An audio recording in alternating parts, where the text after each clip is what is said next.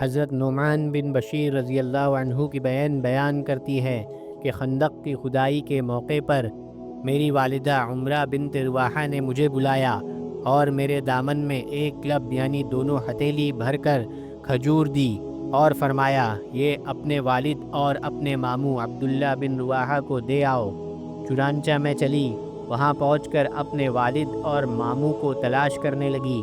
اتنے میں رسول اللہ صلی اللہ علیہ وسلم نے مجھے دیکھ لیا تو فرمایا اے بیٹی ادھر آؤ۔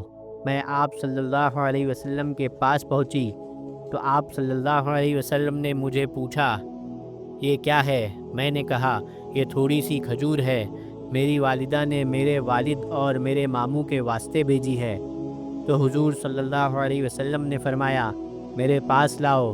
میں نے ساری کھجور حضور صلی اللہ علیہ وسلم کی ہتھیلی مبارک میں رکھ دی اور پھر ایک کپڑا بچھوا کر اس میں بکھیر دی اور ایک آدمی کو فرمایا کہ آواز لگاؤ۔ چنانچہ اس آواز پر سب لوگ جمع ہو گئے اور کھانا شروع کیا اور کھجور بڑھتی گئی حتیٰ کہ سب لوگوں نے پیٹ بھر کر کھائی، پھر بھی اتنی زیادہ بچ گئی کہ کپڑے پر سے کھجور زمین پر گر رہی تھی۔